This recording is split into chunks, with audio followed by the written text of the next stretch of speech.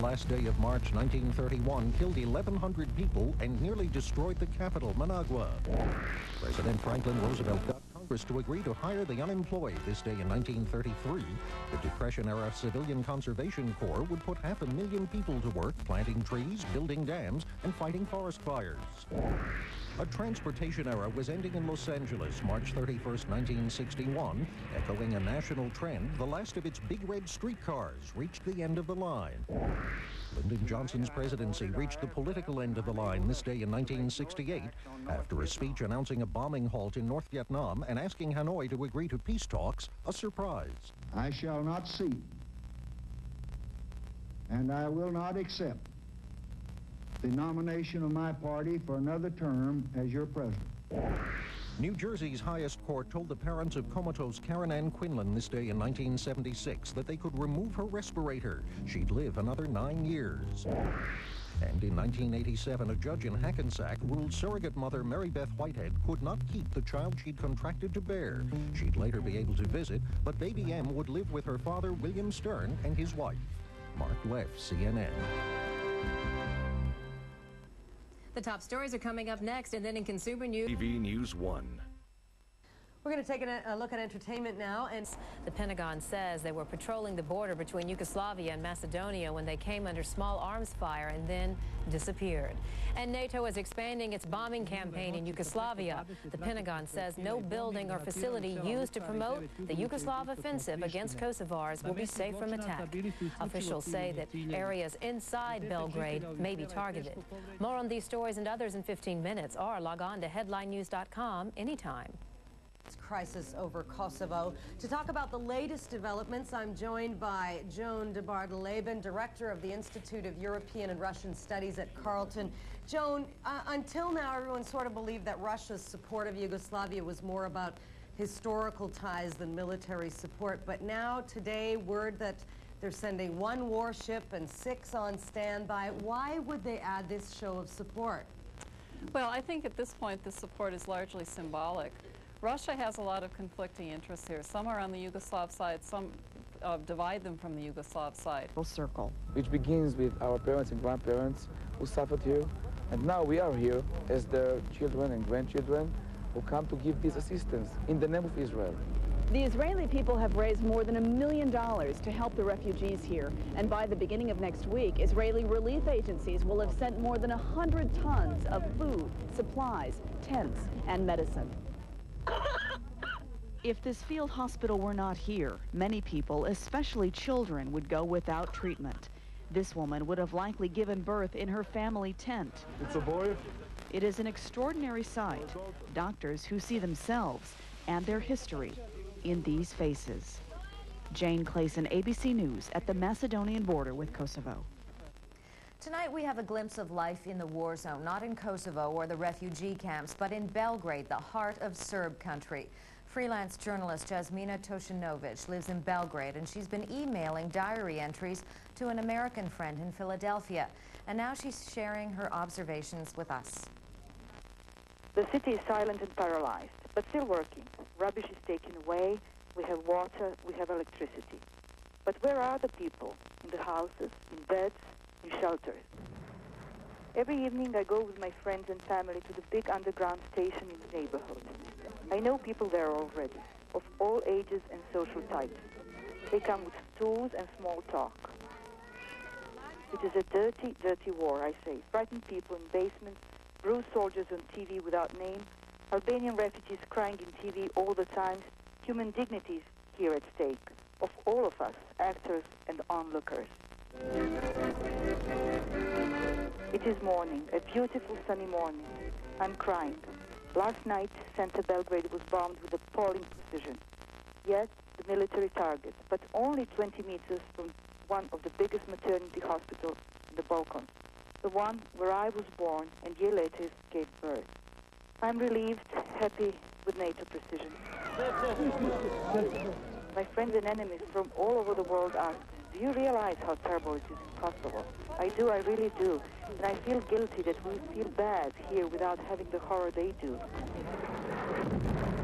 Yugoslavia is crumbling. What a pity for all those bridges. Bridges always send good messages. people building bridges, crossing bridges. Is this my future? Running into and out of a shelter. As a rat, the schools are closed. Children have serious grown-up eyes and lives. In and out of shelter. Is this their future?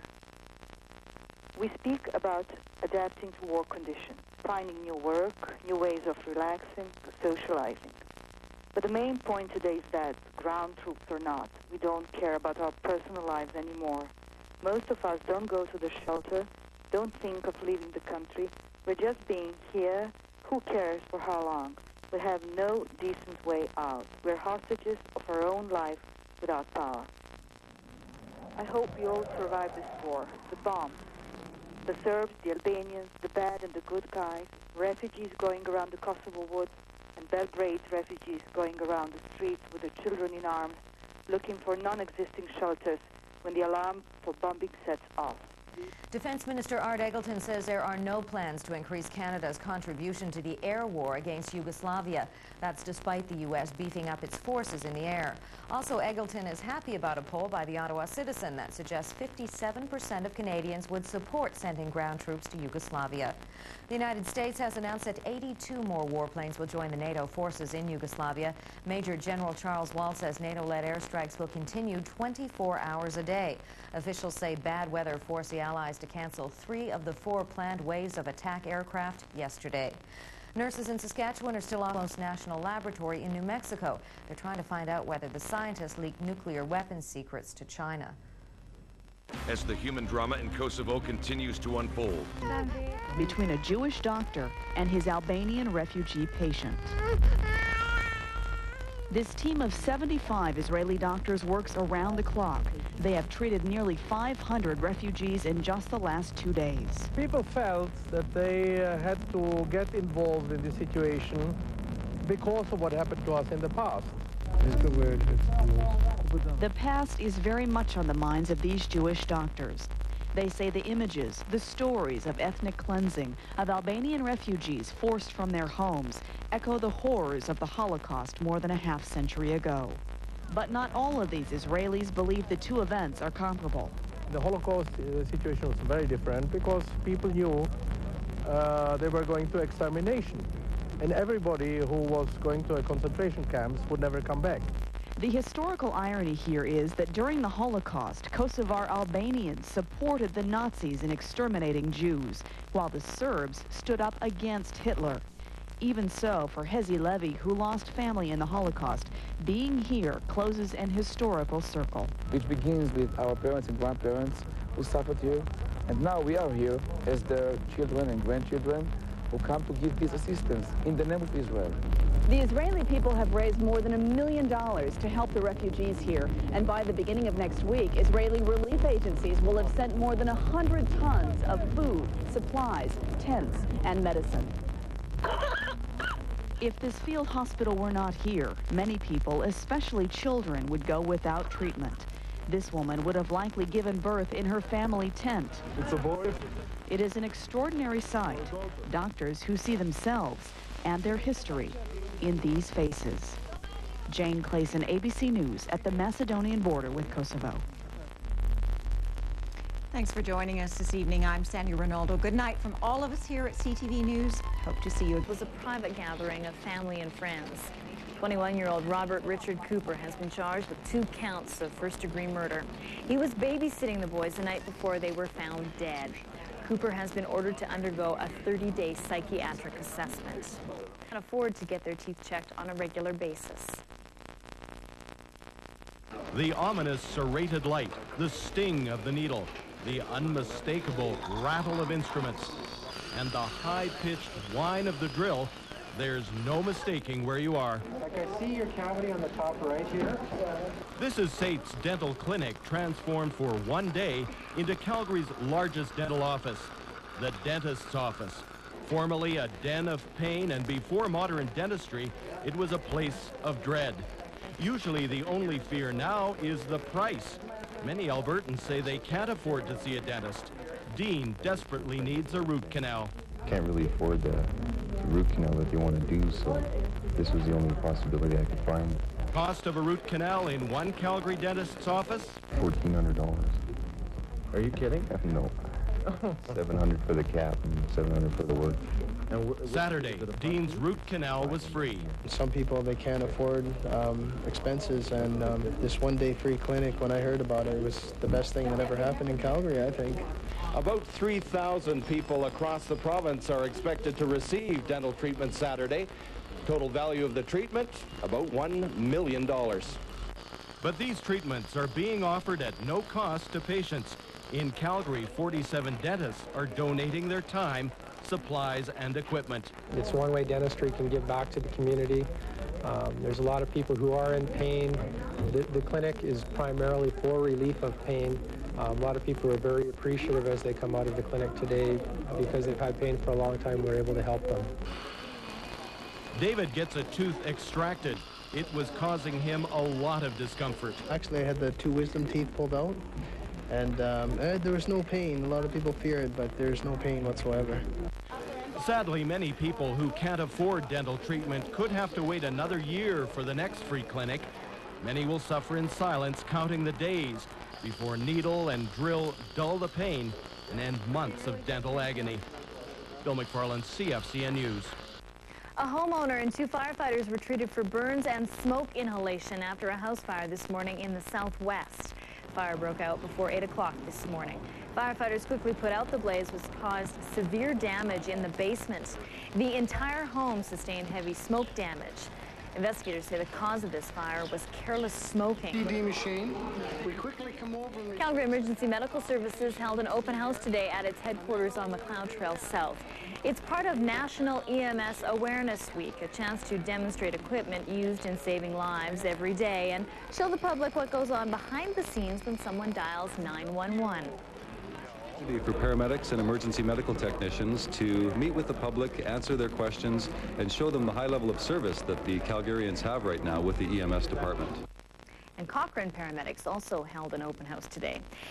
Give us a call at 240-5649. You can fax us at 246-7099 or email us at cfcnnews@ctv.ca.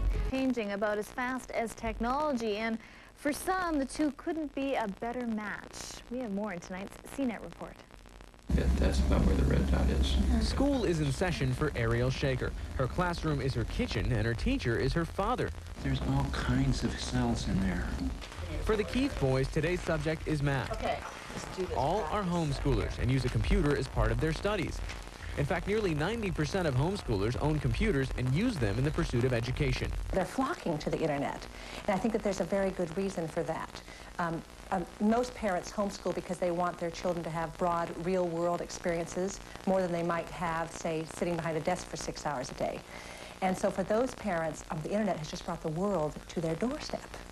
Rebecca Kokendorfer, along with a team of parents and teachers, evaluates educational websites. The results are posted at edusource.com. Traffic to the site has exploded in the past year, from 1,000 visitors a month to 10,000.